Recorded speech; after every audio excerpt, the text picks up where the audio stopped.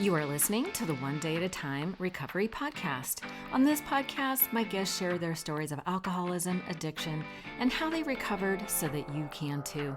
My hope is that you find the inspiration and resources you need to let go of what's holding you back so that you can transform into the person you were always meant to be. Ready? Here we go. We are brought to you today by the Self-Help Junkie Patreon membership, where seekers take action. If you've been listening to the podcast, you'll have heard me talk about the new podcast that I just launched.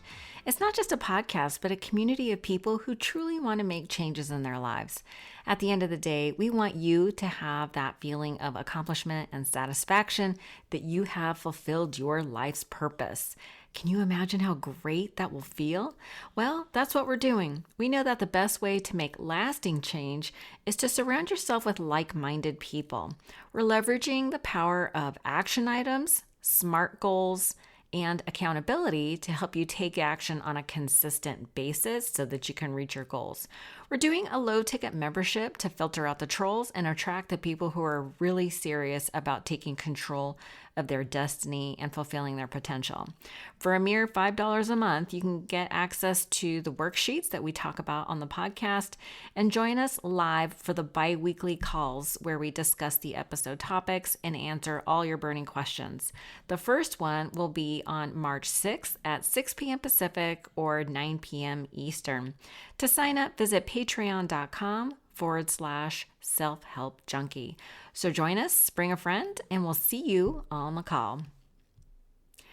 My guest today has been sober for over 37 years. He has published several books, including Conscious Recovery, A Fresh Perspective on Addiction. TJ is a featured thought leader on wholehearted.org, along with Dr. Gabor Mate, Marianne Williamson, and was given the honor of being ordained as an agape minister by Dr. Michael Beckwith. When I listened to the audible version of his book, I was intrigued by some of his ideas that challenged some of my own personal beliefs about traditional 12-step recovery programs. Ideas that imply that a dependency on anything outside ourselves is just another substitute for what we're addicted to. He actually makes a very compelling case that while 12-step programs are great, especially in the beginning of recovery, that there is more to explore beyond the rooms. We're going to talk about how to heal through unlearning, how to build self-trust, and how to move past trauma, toxic shame, and disconnection. And if you enjoyed this episode, please be sure to share it with a friend and leave us a review on Apple Podcasts. I'm really excited to share this conversation with you. So without further delay, please enjoy this episode with TJ and let me know what you think. Well, TJ, thank you so much for joining me today. I'm so happy to be here, and I know we have so much to talk about, so I'm really looking forward to it. I was like, you were like, we better hit record because I could tell you were about to say some amazing things. And I was like, yes, let's just do that. But I like to start with a fun little game. I used to call it the lightning round. I feel like I should call it the turtle round because it ends up being really slow. But when you first got sober 37 years ago, amazing. Was there a book that helped you like get started or helped you early on in your recovery? Oh my gosh, I think about so many different books, and I'm not always great at looking at timelines. I could name a book that didn't even come out until I was 10 years sober, but I can, at the best of my memory, the best my memory serves me, Healing the Shame That Binds You by John Bradshaw, absolutely inspirational. And I remember reading just a lot of different New Thought books. Like there were some books that were just really instrumental in changing my perspective. A lot of it was when I was a couple years sober and I started attending a Unity community. And so I was reading the Daily Word because it was like very bite-sized. So I would say there are a lot of different books. I know Autobiography of a Yogi was something that I dived into, and I was like, oh my gosh, I don't even understand what I'm reading, but I know it's powerful.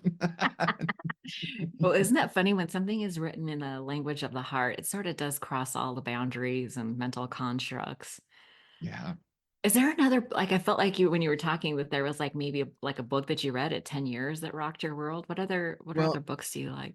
I was thinking about Marianne Williamson's book, A Return Oh, to Love. That oh book my was so God. amazing. I mean, I can go through all the different decades. I mean, my most recent book that I really love, when I say recent, in the last 10 years, is A New Earth by Eckhart Oh Tolle. my, I absolutely love his work. yeah.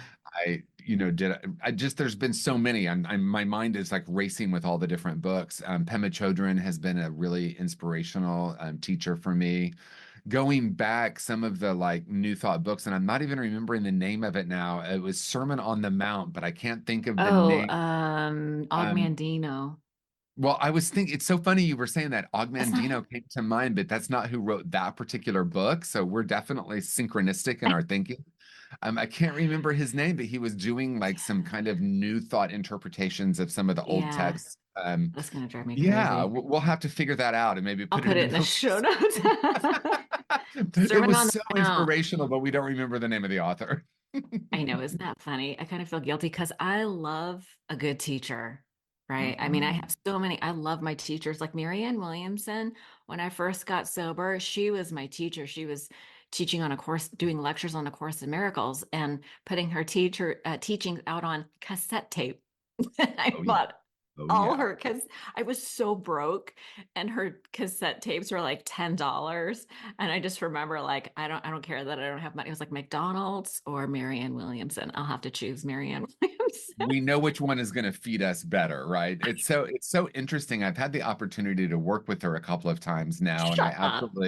I've Stop interviewed it. her. Yeah, I interviewed her. I did a private event for her, and I would say friendly with her, but she was such an inspiration to me during those days. And I actually remember the cassette as well. I often will tell a story. I was on the treadmill listening to her, and it's listening to her conversations on relationships. Oh my And she gosh. said something. It was the cassette, and it was in the big yellow Walkman. I was on the treadmill, and she said, when I changed the question from why do I keep attracting unavailable people to why am I attracted to them, everything changed. And I Oh swear to you, I yeah. almost fell off the treadmill because that was my narrative. Like, why do I keep finding myself in these situations? Why do I keep attracting? And she just shifted it in a moment. I was like, oh, I'm the chooser. So that was a pivotal moment. So obviously, I'm deeply honored to have worked with her a couple of times now, and That is she's just an crazy. amazing inspiration. Yeah. You know what she said that rocked my world, which is almost like exactly, maybe I just heard it different, but she said the problem isn't that you're meeting a bunch of jerks. The problem is you keep giving them your phone number. I That's was right. like, Same message, but a little bit different delivery. I love it. That's I right. was like, what? You're right. Yeah, it didn't stop me from doing it, but Right, but right. It's been a it journey, that's for sure. yeah, there is like a space between knowing what to do and then being able to do it. That's right. That's And right. for me, it was like letting go, like release. I don't know. It's like you said, it's been a journey, but yeah, it was like, no, I don't want to go down that road. I've already been down that road a bunch of times. I don't think I want to do that anymore. But sometimes I would go down the road because I didn't know where else to go. I Well, was yeah, like, and I'm sure we'll dive into it, but I think it's the unconscious is doing the choosing until we realize that, right? And on a conscious level, and there have been so many periods in my life, and even today to a degree, it's like I know consciously what I want to choose, but when I haven't healed some of the unresolved trauma and I'm still living in some of the, past conditioning, that mhm. unconscious is making the choice for me. And it's actually a vibration. It's not even I'm not really attracting something. I'm really literally vibrating with a frequency that's matching up with someone else in the room. And, you know, having an intellectual understanding is the first step. And honestly, for me, that was a painful period because I was like, I know I want to choose differently, but somehow I don't feel like I'm able to. So and Yeah. we can obviously talk more about that, but like, Oh how do yeah, we we'll totally actually get into start it. bringing that? Yeah. Well, that really does explain, I think everybody understands the idea of chemistry, right? Yeah. But that is sort of like that breaks down why we feel it the way we do, it's that vibration. Listen, you're speaking my language when it comes to like law of attraction and manifesting. These are laws of the universe that God set up to our advantage, and we use them in the negative. We don't even realize it. And I remember hearing one time that, we make decisions emotionally and justify logically. The whole rationalization and justification thing. That's why. It's because we have these emotions that are unresolved, like you were saying, and we are actually making decisions from that place. So getting into we're going to talk about limiting beliefs, like how to identify them and how to Yeah. get maybe develop some new beliefs. We'll talk about that too. I told you this was a slow little round of questions. I love it. Do you have a go-to mantra or quote that you live by? Something that's like a guiding principle, maybe? Yeah, it's interesting. There are several things that come to mind, but I will say this is what's most present for me. I am perfectly okay in this moment because Ooh, I remember thinking for so long, I remember hearing myself saying everything's going to be okay. And a lot of us say that. And I heard someone somewhere along the way say, when I'm saying everything's going to be okay, I'm also affirming that it's not okay now, or I'm not okay now, right? Like, I'm going to get through this. I'm going to be okay. And when I became aware of that language, I shifted that to I am perfectly safe in this moment. I am perfectly capable in this moment. Love is who I am. It was all about present moment, not some kind of destination, because many of us believe that once I get a certain place, I can be free, I can be happy, I can be, I can experience love. And so being able to affirm and to acknowledge, and it's not really, I think sometimes when we think about affirmations, I know I use them as like I was trying to trick my mind. I was trying to convince my mind into believing something, but we're really speaking a deeper truth, because the truth is we yeah. are perfectly okay in this moment. I am whole and perfect in this moment. I am totally safe in this moment. So all of those have worked well for me. I mean, we could just end the conversation right there. That's amazing. I am. Yeah, yeah, here and now. I feel, and we're going to talk about like we were talking about strategies, coping strategies, but Yeah. really accepting the present moment as happening for me, not to Mhm. me, all that stuff. Like, but just being present, like it's here now.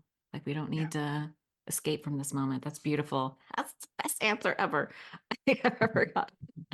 Um, I'm super obsessed with like a self-care practice for my own personal life. Like I do a lot of meditating, journaling, writing, and I typically do it first thing in the morning because that kind of sets my day.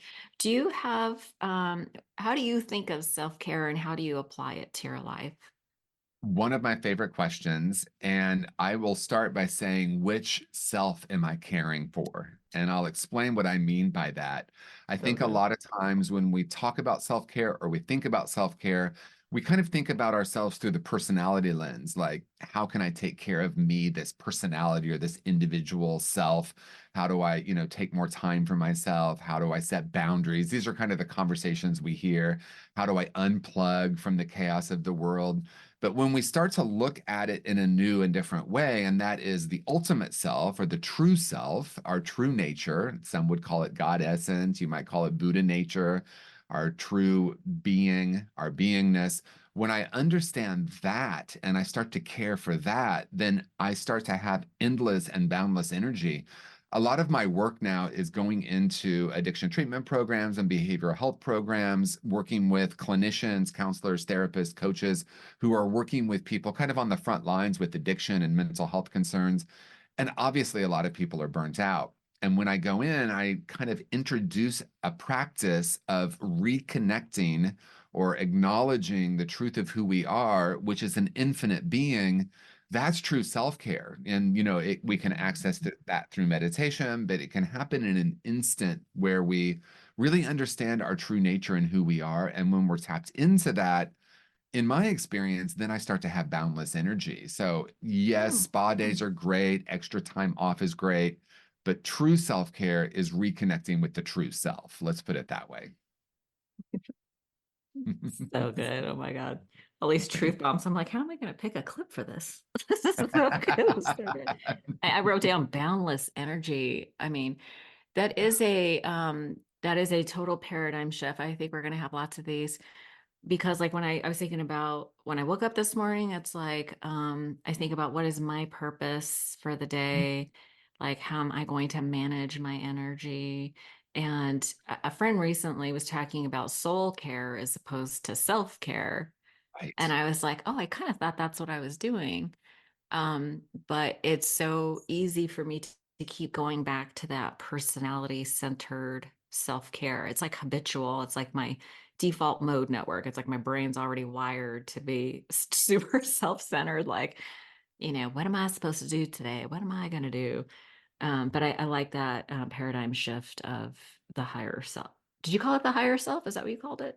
Higher self, true True. nature, Buddha Mhm. nature, God essence. I mean, there's all these words that are pointing to this experience. And, I am guessing anyone watching now or everyone watching right now has had that moment where they really feel that, right? And whether that's just this intense spiritual experience where we kind of know the truth of who we are, that's Yeah. way beyond all the programs. And so that's what I'm really referring to. Okay. I got that. That's really good. We think about like the person that we used to be when we first got sober. What is one thing you wish you knew when you first got sober?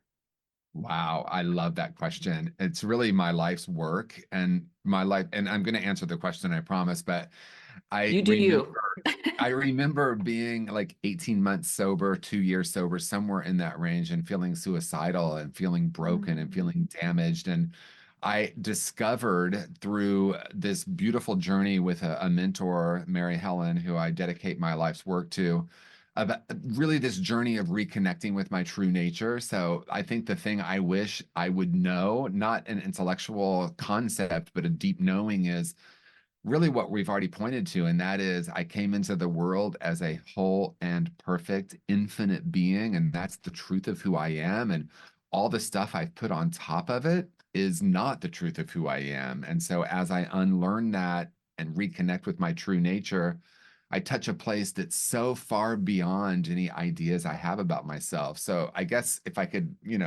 put that in a short answer, it would be I wish I had known the truth of who I am as an infinite being rather than a broken, damaged, limited, suffering self that I believed was who I was and who I am. So I guess that's the answer. I would, that's a great to really answer. know. Thank you. Yeah, because Yeah, it changed everything for me. that does change everything when we understand. And I think it's like the drop from the head to the heart, like once it reaches the heart, and then we know, like we have that deep knowing of who we really are, even if we just touch it and fall back to sleep or go back into trance or whatever.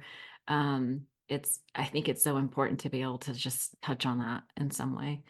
Yeah. Let's talk a little bit about how we got here, because a lot of what you talked about in the book, which was just amazing. We're gonna be talking about your book, Conscious Recovery, which really hit on all the topics and broke them down.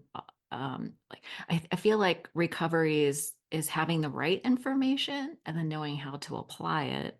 Mm, And these concepts can be kind of complicated, but I found that your book did a really good job of breaking down the concepts in a very like buildable way.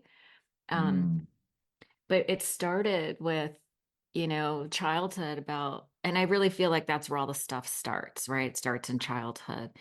So you can take as much as little time as you want to sort of talk about how we got here, what your family of origin was like, and how you got into recovery.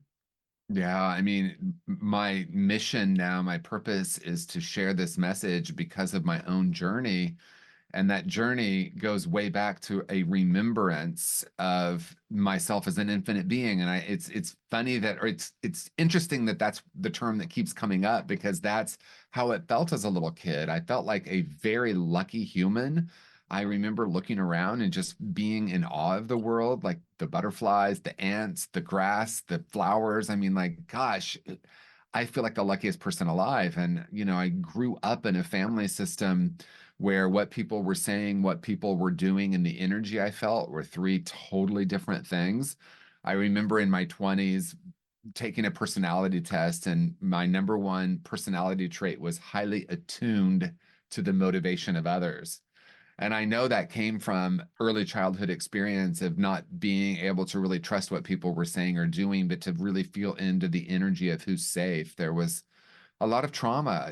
There was a lot of sex addiction on one side of my family. There was eating disorders and sexual trauma on the other side of my family, and my parents were really in a loveless marriage. I found out just last year. My dad told me he never really wanted to marry my mother, but was told he had to. And they stayed You found together this for. out last year? I found this out last year. I mean, I always knew it. I always knew it. He On said it? He said it. He said this is what happened, and he told me. And it's interesting. It's today is his anniversary. 40, I think, 42 years with his current wife, and they're very much in love. And it's so interesting to me when people think stay together for the kids or the kids won't really know. And I picked up on all of it, right? And Yeah. also being just a little gay boy in the late 1960s in Indiana, there were a lot of things, and the racism that I heard around me and people in my family who I loved that were saying these really derogatory things. And how does my little brain, make sense of any of that? And Right. seeing war on TV. So all of that sense of awe and wonder began to diminish. And I actually remember having an experience of closing my heart and just protecting because I felt so unsafe. And that happened at 7 years old. And I, walked around at that moment. I decided the world isn't safe and I'm broken. And I don't know if my Oh, 7-year-old used those words, but that's how it felt. Like I can't be in this experience anymore. So I closed down and yeah. discovered drugs and alcohol at 14 and got sober at 21. So there's these 7-year cycles. Seven, I closed my heart. 14, I Ah, started drinking and using. And just before 21, I got sober. So that's kind of a short-ish version of what happened in my life and how drugs and alcohol really saved my life. And I mean that genuinely. We hear that a lot, but like to yeah. really lean into that and say thank you for that, because that was relief and an escape that obviously didn't keep working the way it once did. But that's kind of my journey of how I got sober. So you never had a legal drink. It's funny. I could say I never had a legal drink, except for I lived in Dallas at the time, and the drinking age was 19. Oh, So is I that did. right? I technically had a legal drink, but I did get sober before 50 some odd days before my 21st birthday. My, how things have changed. How things have changed. I Yes. remember being in high school, somebody was talking about it recently. When I was in high school, we had a smoking section at our school. We did too. I, of course, smoked, but didn't let anyone know that because I didn't want to be seen with the smokers. That's a whole other story, right? Like, I need to look really good, but secretly I was smoking cigarettes in the, behind the scenes. That is so funny. Um, okay, there was so much to talk about in your book, so I want to switch gears a little bit and talk about the book. And um, it's really hard, it's kind of hard to know where to start. But you know what, when I was listening, what really kind of grabbed me was this idea of creating safety. Um, but maybe I wonder if we should back up a little bit. What helped you? How did you get sober? So I got sober in 12 step, saved my Okay. life. Hmm. Absolutely a beautiful journey. I I remember I'm kind of thinking back about like the last year of my using and how painful it was. And Yeah. a friend of mine had gotten sober, David, and he, such an amazing person. And I remember I look back at the time that I first talked to him about recovery, and it was Halloween and 19 Halloween of 1985, and he was telling me, I'm going to these meetings and my life is so much better, and I could see it in his eyes. And I remember thinking, oh my gosh, how did he do that? And the reason I share that now is I know his sobriety date is the 21st of October.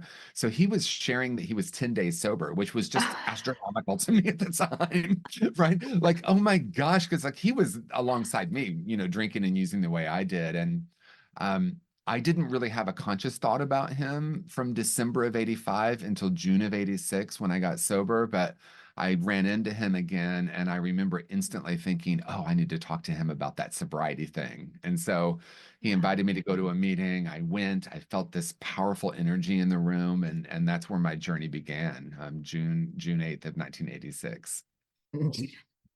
June 8th of 86. Oh, I like the numbers. 6886. 68. Yeah, I wrote it down. I was like, Yeah. wait a minute, that is really cool. That is wild.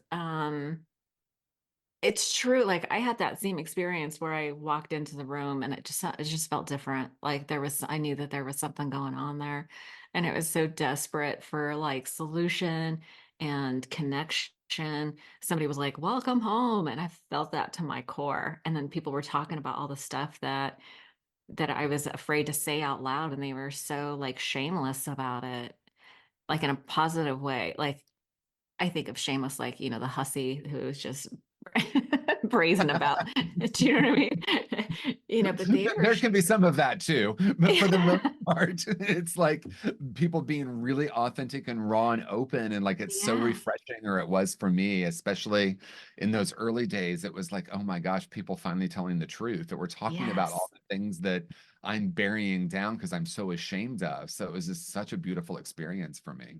yeah. And did you get a sponsor and do all the steps I and do all the did. I things? remember it's Yeah. so funny. I look back, I remember um I remember being 1 week sober, and and the reason I'm closing my eyes is I'm imagining myself sitting. I know exactly what my apartment looked like. Of course, I was smoking a cigarette and drinking a Diet Coke because that's what I did in those days.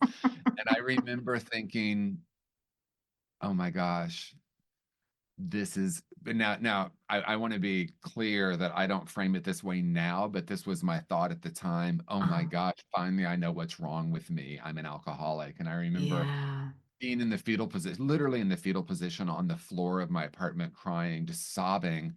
And then the next day, and this is all, 7 days sober. And so the next day I was like, I need to get to work. So my friend Scott, and we're still friends. He was my first sponsor. And I said, Scott, this has been really fun this last week, but I need to get to work. And I was one of those people that was I became so rigid, honestly, in the beginning because Hmm. I had so much shame and I felt so broken that I just grabbed onto recovery and thought, I'm going to do it perfectly. And that has been a big part of my journey, like the difference between essential perfection versus perfectionism, right? Ah, I felt so broken that I started acting like perfect. I wanted to do it perfectly. And I remember Scott told me, you need to take 1 day off of going to meetings because you're going to like 12 meetings a week, and that might be kind of addictive. I'm like, how could that be addictive?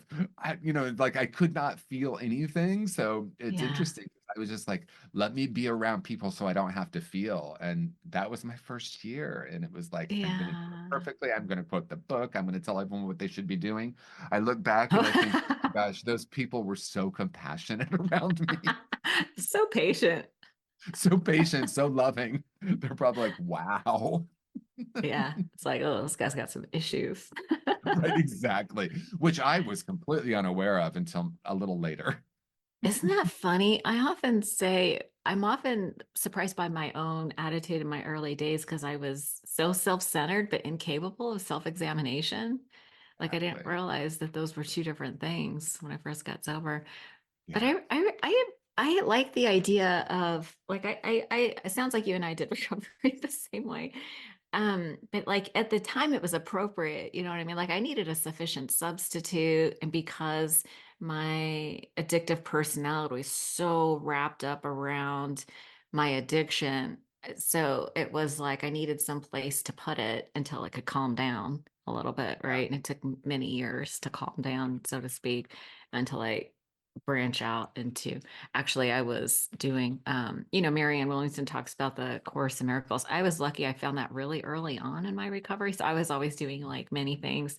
Did you also do, I feel like once you get set on the personal development healing path, then all of a sudden there's all these teachers and things. Yeah. Was that kind of your experience too? Absolutely. I mean, when like I shared in the beginning, what happened in my journey is somewhere around 18 months sober, this kind of Mm, like just being so busy and like managing, like now we would call it an anxiety disorder probably, but I was just so like I remember just feeling like this all the time. And at 18 months or 2 years sober, finding myself suicidal, and the paradigm around me for the most part sounded something like this: don't worry about anything but not drinking. You're a miracle. No, go help someone else. And I was like, but I want to die and I can't, there's no one to talk to about this. And I know that wasn't true, but that's how it felt. And yeah. when I met my wonderful friend and mentor Mary Helen at that time, she took me on this journey of returning to true self. And around that time, I started going to Unity. I started reading the Daily Word.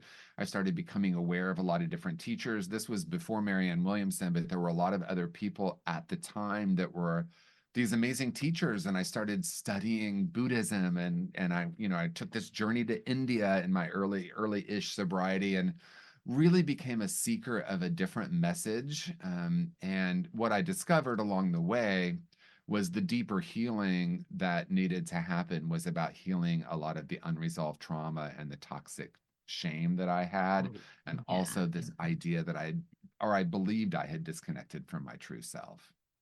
Yeah, let's talk a little bit about changing this paradigm because I felt like 12 step was great for sort of helping me resolve the crisis, but Yeah. it was a doorway into going deeper and exposing me to all these different teachers that helped me to feel better. They were two things, helping me to feel better and helping me to change my behavior.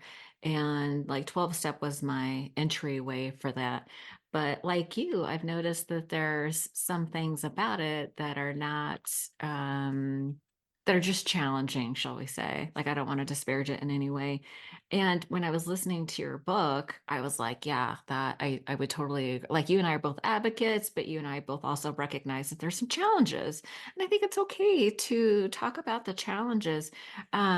Because we're, sharing from like this loving place and not criticizing or anything like that. But, nobody or anything is perfect or whatever. So, what do you see as maybe some of the challenges or paradigm shifts that we could adopt that would be productive? Well, I think anytime you have a group of people who are coming together for a common cause, there's going to be some people who become rigid about the ideology. And that was me. Oh my That was gosh. absolutely me because it saved my life. And I wanted to shout from the rooftop of every tall building, like, this is everyone needs a 12-step program and everyone needs to Oh do my, this. And like, it was coming from this place. And so, like, that exists, right? And that's like the newcomer anthem. Everybody needs this. everybody needs this, right? and Yeah. and it's really, it comes from such a beautiful place. And Yeah. in any group, in any spiritual tradition, in any religion, in any political group, there's going to be people that have rigid ideology. I guess that's the only way I can Yeah. Yeah. best say Yeah. it. It's like Perfect. anytime someone says this is the one and only way, I'm going to Oof. be like, huh, Hmm. interesting, right? Because Problematic. I don't think that's true. Someone said to me once, can someone get sober and stay sober on conscious recovery alone? And my answer is, I hope not. That's not the intention, right? The intention is, like, at any moment we might discover something new that's a new part of our journey. And the cliche that you hear in 12 step is like, what kept me sober last week might not be what keeps me sober this week, right?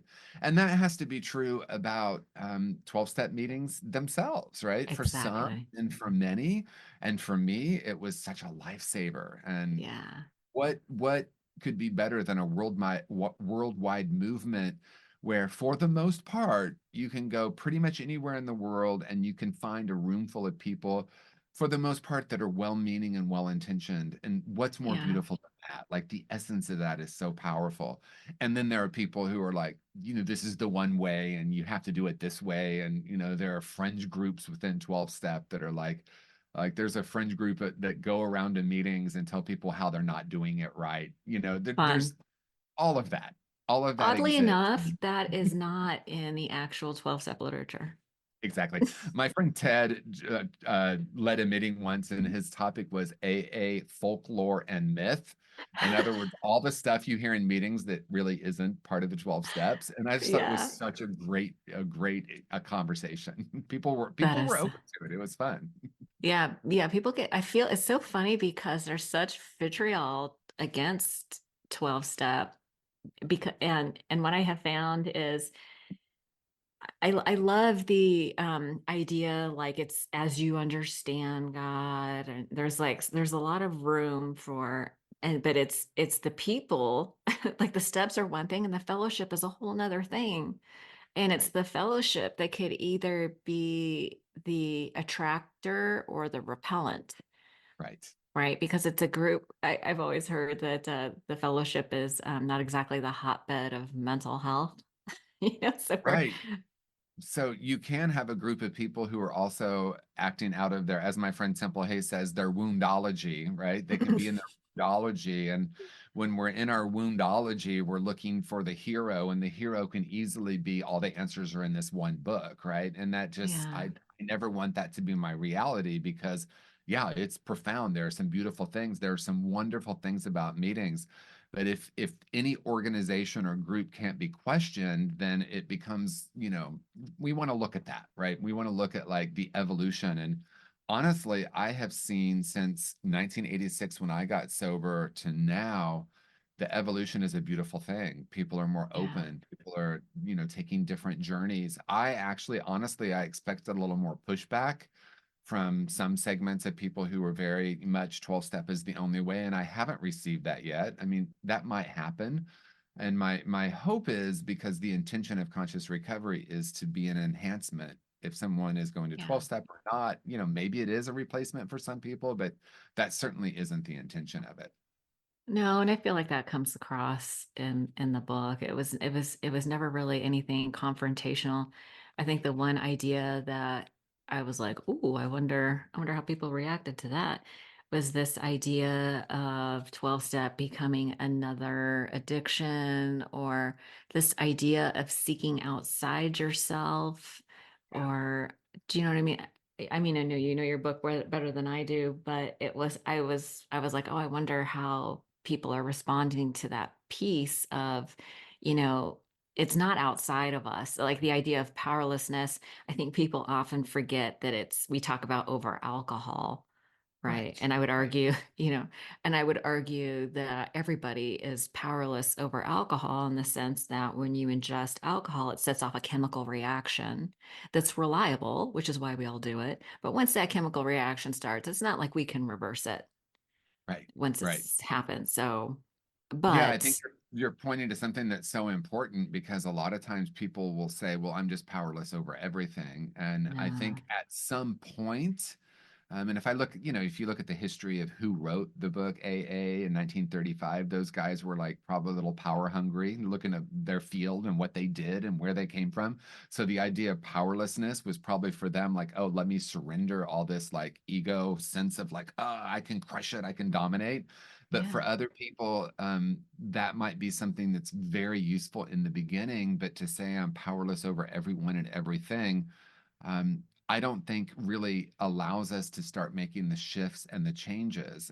It doesn't mean what I'm saying is like I can have power over other people, but right. the great news is I can have power over my perceptions, I can have power over my points of view, the ideas I've been holding about myself, which all of those are thoughts, but also that there's a power within each and every one of us that is beyond my mind or beyond my emotions, and that source of power, which interestingly enough, if you read the 12-step literature, it's in there too. That's the place you find the power, is deep within, right? Hmm. So in some ways we're It's saying the within. same. Yeah. Yeah, yeah, but and it gets practice as I need to find something out there and up there to like surrender to. And again, I think that can be useful in the beginning, but there's a place in my journey and in pretty much everyone I've known who has been in recovery for a while, where it's also important to start taking some of our power back, right? We do have this infinite power within us. I'm not talking about the personality self. I'm talking about that self we referred to earlier. Yeah, not the ego. Like even when they were writing the book, they were talking about the ego has to be smashed. And I Mm, think that's like the fearful, power hungry, yeah, and I like the idea, like in a phrase that I would hear a lot was, "Oh, I'm powerless over people, places, and things." And I was like, "Is that really true?" That never sat well with me because I feel like we don't control people like they're puppets, right? But we do have influence.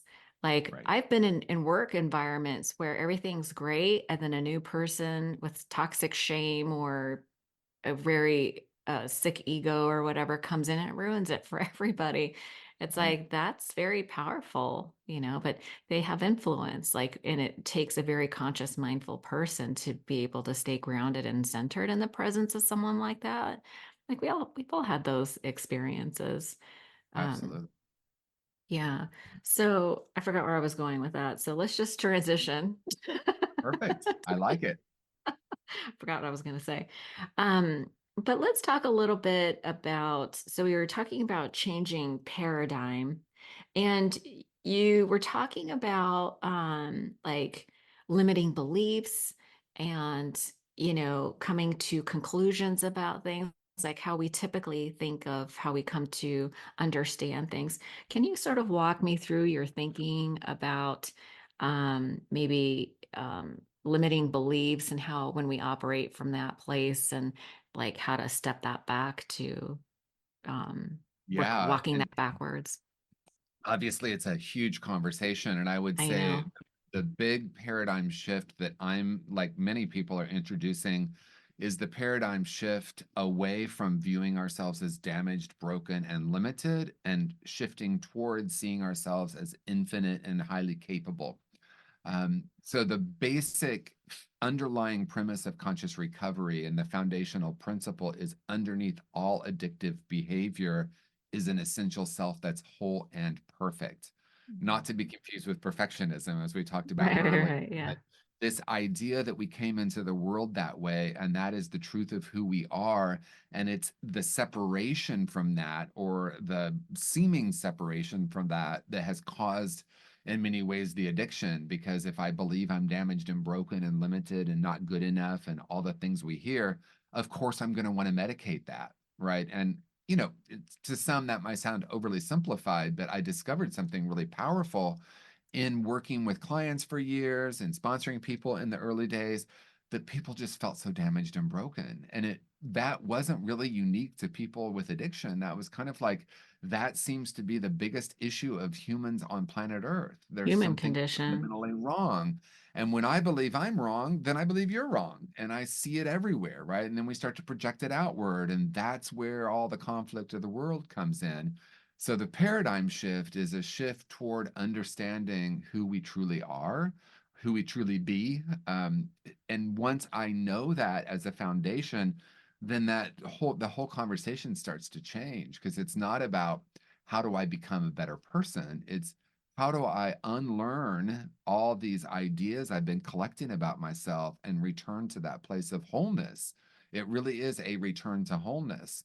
And we often believe, and you're pointing to a part of the book that I write about, we often believe that we come to a conclusion by gathering evidence. And at some point along the way, I heard someone say, what if it's actually the opposite? What if we're gathering evidence based on our core conclusion? And my mind just was blown. And I started looking at the unconscious, the subconscious, the what I call core false beliefs. And I say I call it because I think I'm the only one using the hashtag. So that might be, core hashtag core false beliefs. But the We reason all need to be using that hashtag. I like the word false in there, because it's not just core beliefs about ourselves, it's these core lies we're carrying. And Yeah. those beliefs have a frequency, and a lot of the modalities, a lot of the spiritual practices talk about changing the narrative or change the belief. And I spent at least a decade trying to change the narrative. And I realized that there's actually something much more powerful, and that is I start to question all of those, and the grip that they have on me starts to lessen, or they're not as tight as they once were.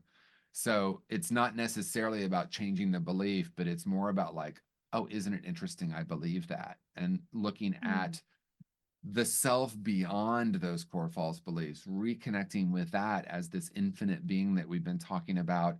And then, like, the conditions of the world start to change as I start to understand who I really am and who I'm really not.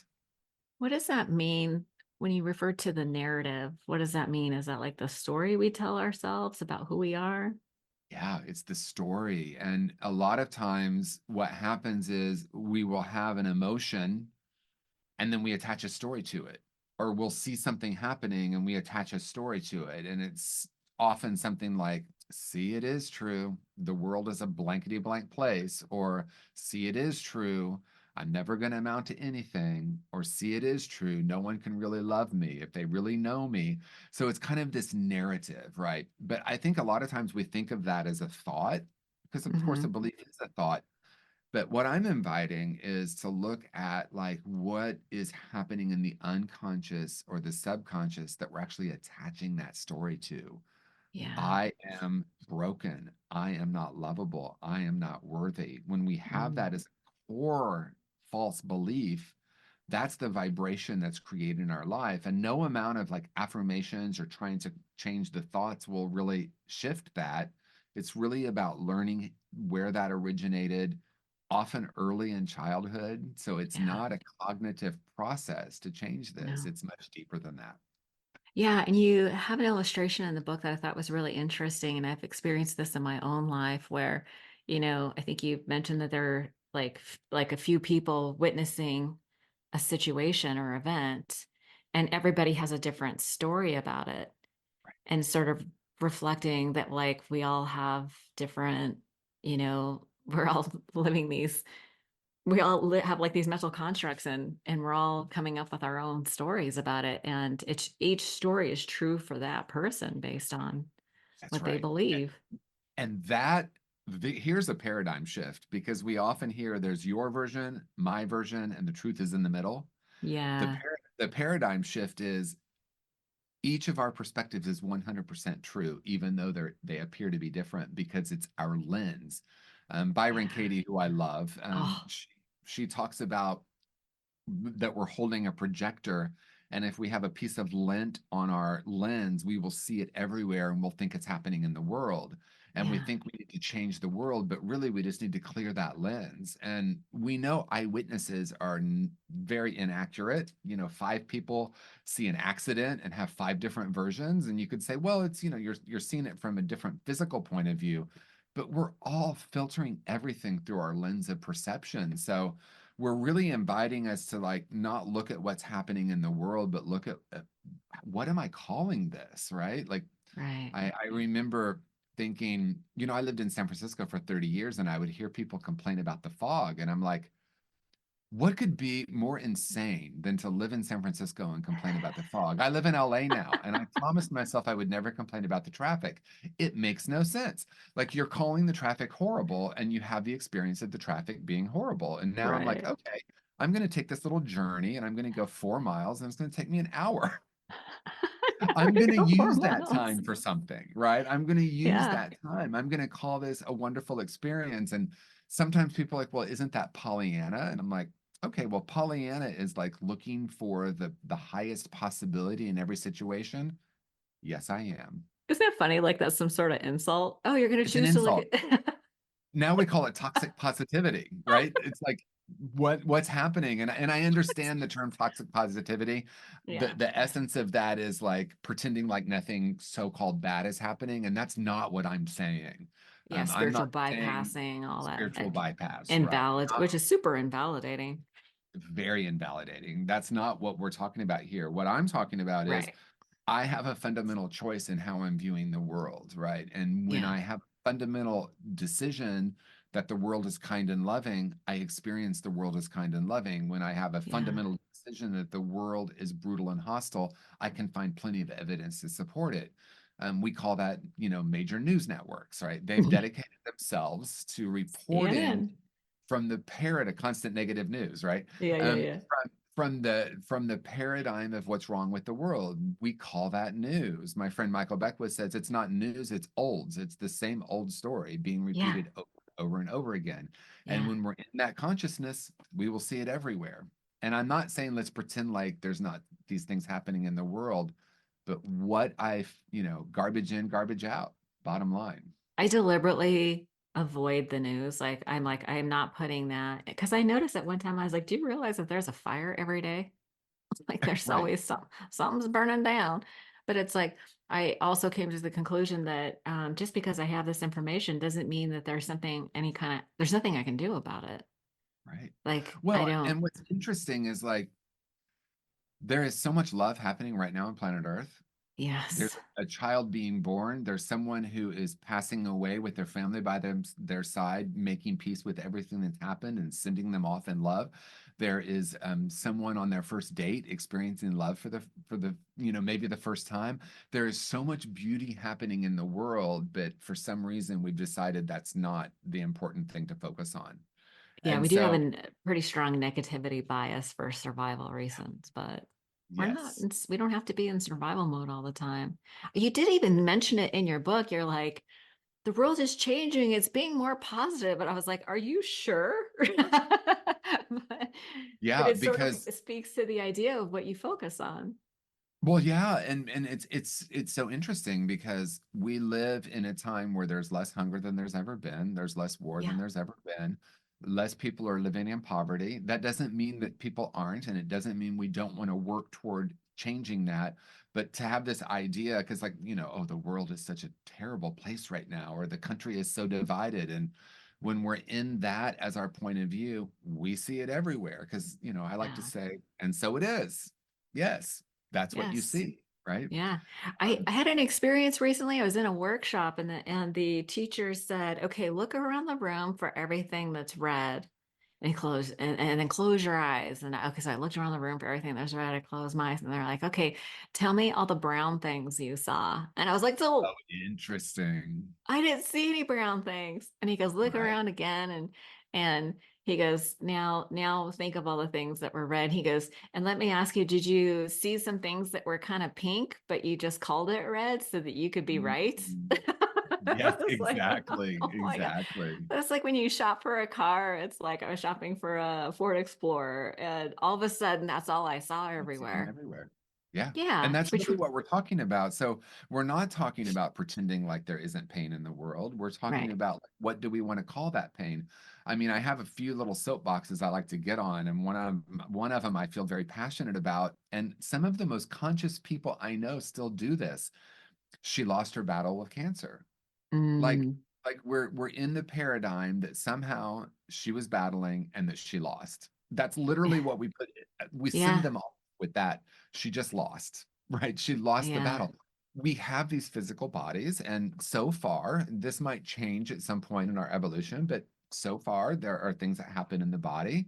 Um, we're mhm, most likely not going to live forever. There are some who believe that we might, right? But at this point, that's probably not true. So the idea that we're saying it's a battle and that we lost, like that's the paradigm that we hear the word fight a lot, we hear the word struggle a lot, yeah, you're and it's right. like Yeah, it's not that what's right or wrong about that, it's what is it creating? What is it creating to think that we need to fight in battle rather than work with? yeah, The other one that I guess I'll bring into the conversation too is like this idea that we're in a polarized country. And I actually don't think we're a polarized country. I think we've been conditioned to have polarized thinking. There's something very deeply ingrained, yeah. and you talked about it, right? And like at some point, it was survival. We had to have tribes to survive. Are Hmm. we beyond that now, right? Do we want to start questioning the idea of divisiveness, like us and them, and good and bad, and right and wrong? That's a point of view. And when we build coalitions, also known as political parties or spiritual communities, 12-step programs can be, right?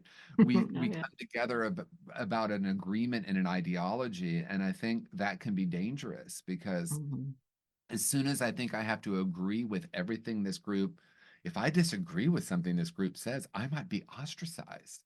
That's Yeah, very like core for us. So I think we're in an era, Eckhart Tolle says, we're moving into an era beyond concepts and ideologies. And that's what I hold to yeah, be true too.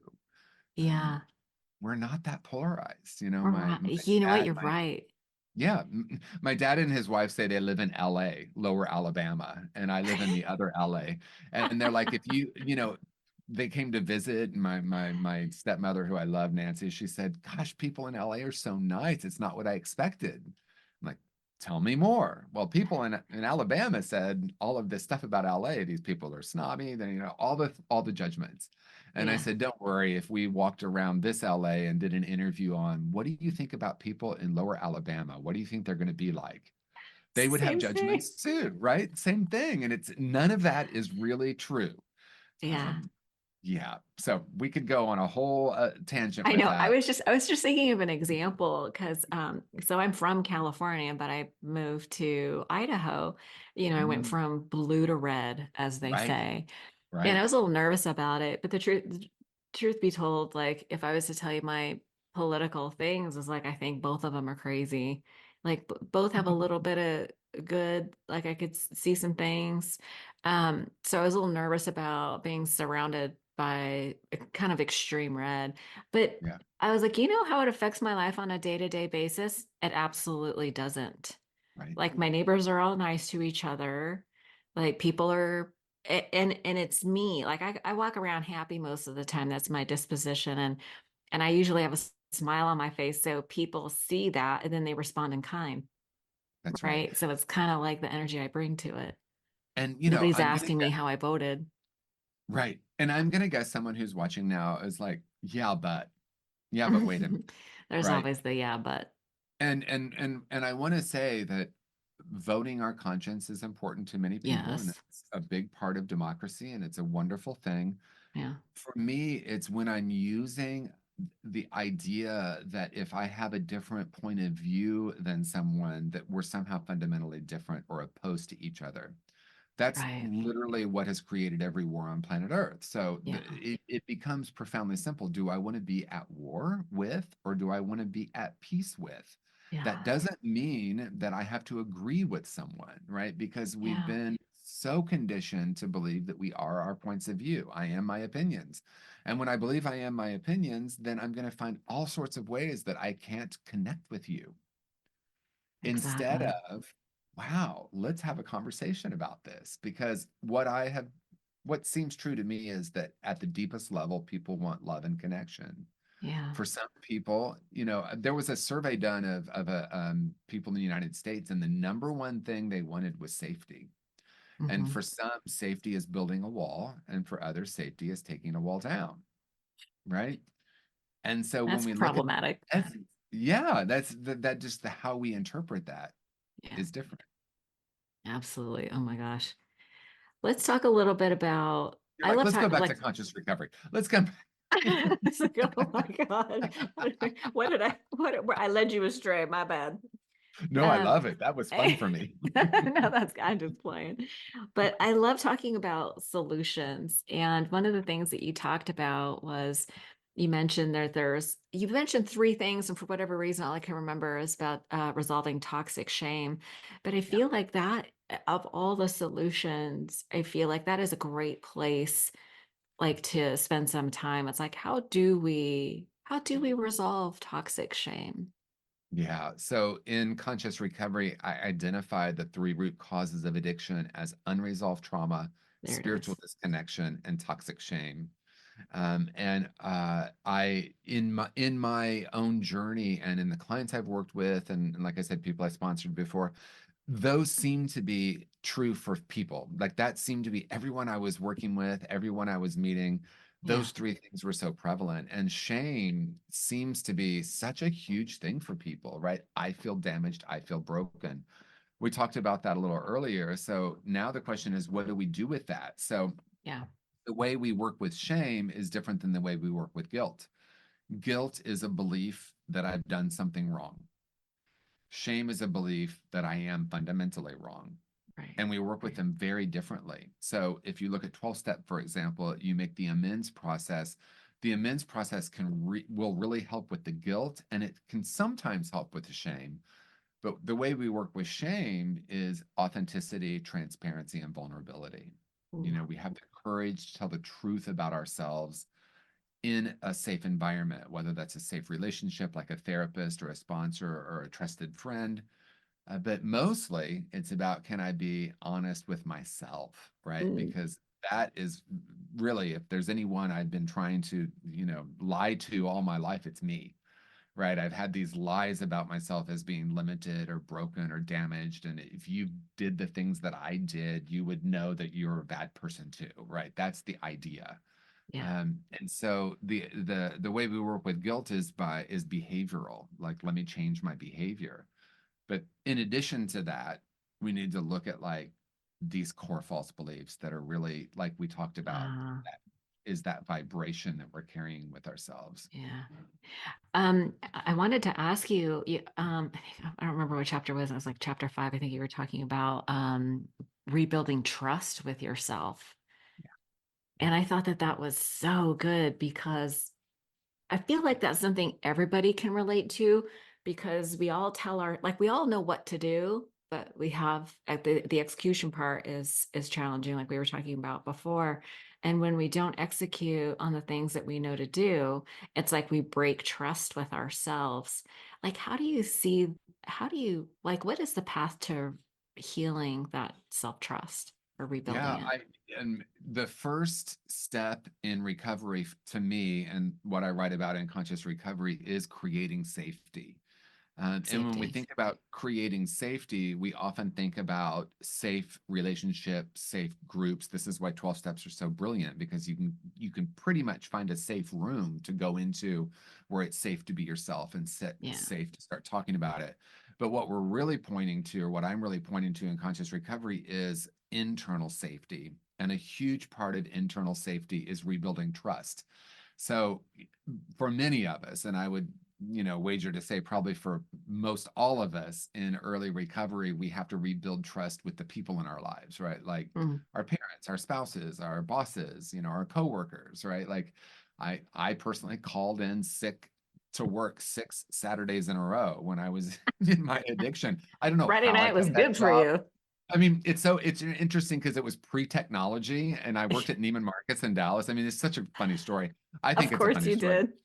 did. Yeah, of course I did. I called in sick 6 Saturdays, but we did not have electronic, we punched a clock still, and we punched on Friday, and they would estimate the hours for Saturday. So I literally got away with it. They didn't know I was sick. It's baffling to me, but So funny. rebuilding trust with self is being congruent, right? And when I Mm. say congruent, what I mean is my actions and my intentions, and all of it becomes congruent: physical, intellectual, emotional, and spiritual, the four rooms.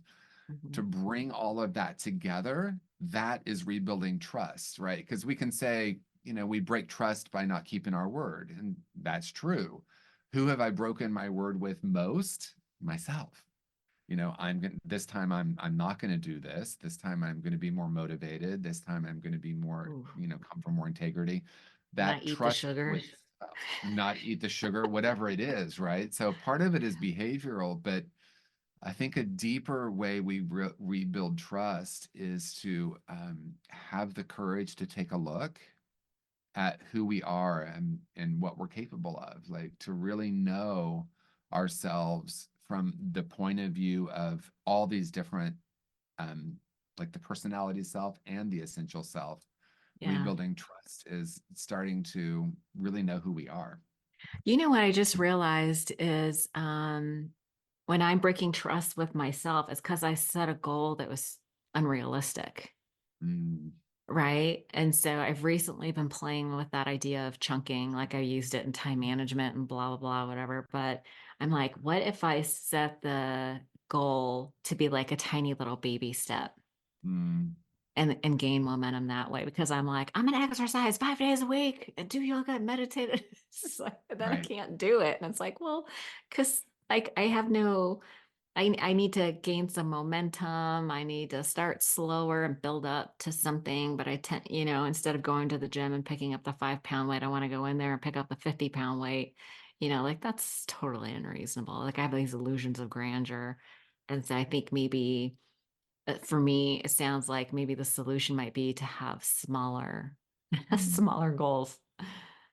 It's interesting when you were talking, I was thinking about there was a study done on habit change. I was going to be part of this platform about habit change. I had to do a lot Ooh, of research on habit, and something that seems so simple and yet I think can be easily missed is this very simple truth, and that is we don't change habits based on what we don't want.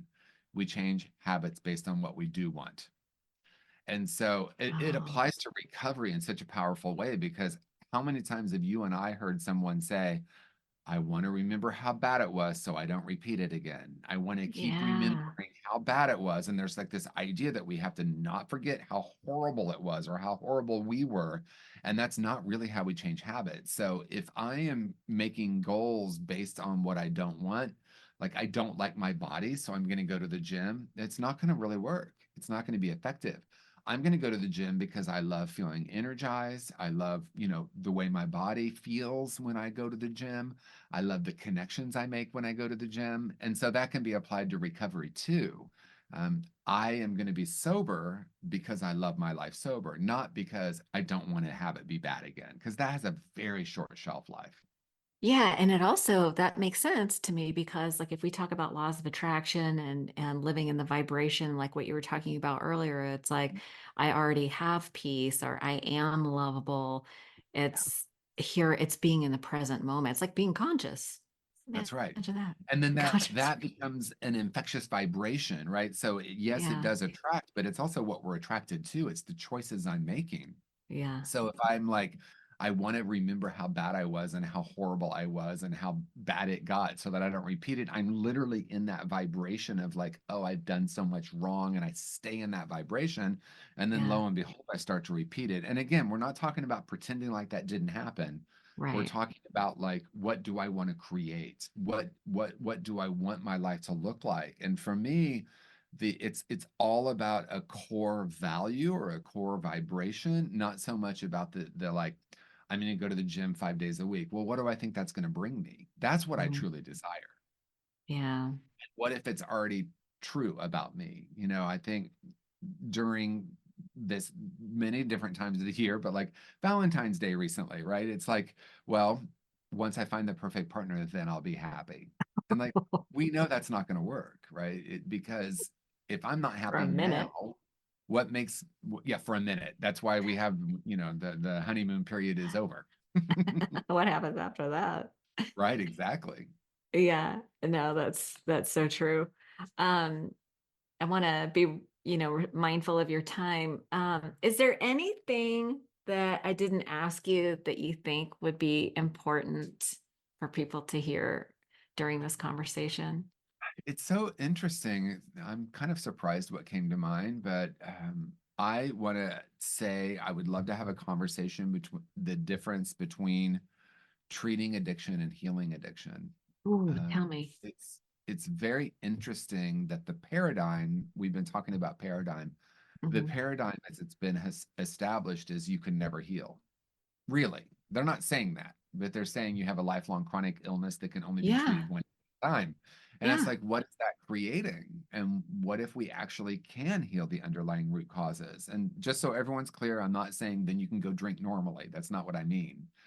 Thank What you. I mean is, what is this paradigm we've created Yeah, where we're saying, oh, I just have to have this the rest of my life? It's who I am. right. Yeah, and you and I know that is not true. Like I've been sober for almost 30 years. You've been sober 37 years. And we know, and because we're both educated in this realm, I mean, the statistics show that if you are sober for 5 years or longer, then you will maintain your sobriety. I think a lot of us, don't realize that you can actually heal from it. And you know what kept me in 12 step for so long was that's where all my friends were. Like Yeah, that's where my like I feel like service is a good purpose to have, like being, absolutely. you're in service, I'm in service. And so that was a good place to be in service. Everybody kind of spoke the same language and it was great. And then I moved and they don't do it right out here. Of course not. Everybody told me that that would happen. Um, and as a result, I don't really vibe with the community that much, but it doesn't mean that I have any illusions about whether I can drink or not. Yeah, I'm well, very clear about that. what's interesting is even in 12-step literature, it says drinking is the symptom, it's not the problem, right? So Right. if we understand that, we're not talking about, because the mind can be a trickster. Like, we're not saying let's heal this so we can drink and use normally. That's not Mm-mm. the conversation. It's this idea that, because I mean, I remember hearing a friend of mine speak, and he said, well, I'm 26 years sober. And I remember, gosh, I can feel the energy of it. I'm 26 years sober, but I'm just a effed up alcoholic, so I don't know how to have relationships. And it's Oh, like, that can't be the narrative at 26 years sober. Like, I mean, it can no, be, and it is, and it therefore it's is. happening, right? But, Yeah. to be aware of what our point of view is around Yeah. this. And I'm we could debate whether addiction is a disease or not, and that's an interesting and fun debate. But I think it's like there's something more here, right? Even if it's true that it's a disease, we know, and science is now showing us that we literally can change our brains through Yeah. behavior, through different ideas, through different vibrations. We Hmm. now know, even, I say even, but even Western medical establishment is saying, wow, thoughts change the way we relate to disease. So even if it is a disease, we can Right. change that. And then we could debate whether or not it is. To me, addiction is more what I call a brilliant strategy or a coping mechanism Yeah. to Yeah. pain, right? For It's a pain. response to pain and separation. So um, I want to just bring into the conversation that we can heal the underlying root causes so that we can have a life that's filled with love and purpose, bottom line. Ah, love and purpose. Yeah, we can heal the trauma, toxic shame, and disconnection. Yeah. That's beautiful. Oh my goodness. Well, listen, I'm highly encouraging everybody to get your book because the ideas are so powerful and they are a paradigm shift and we can definitely heal these things. Where can people find you online? I know you have a website and you do a bunch of stuff, but of course, and you have other books too. So where's a good place for people to reach out to you or find more about you? I would say tjwoodward.com is a great place. You can go to my Instagram, which is tjwoodward_. Those are probably the two best places to kind of show everything that I'm up to. I do have 3 books, multiple workbooks, online courses, all of it. And I All the do a lot in things. person, all the things, exactly. No, this is it. You're doing amazing work. I really love your Thank you. book. Thank you. And as somebody in long-term recovery, I see the value and like I get that in the beginning, the resolving crisis, but there's so much more. There is so much more, and it goes so much deeper. And I really appreciate your very logical sequence of building on all these ideas that will help people to heal, not just treat. I love Oh, that. thank you. Well, thank you so much for your time today and happy Valentine's Day. And Thank I look you. forward to speaking with you again soon. Wonderful. Thank you, everyone. And thank you so much for our time together.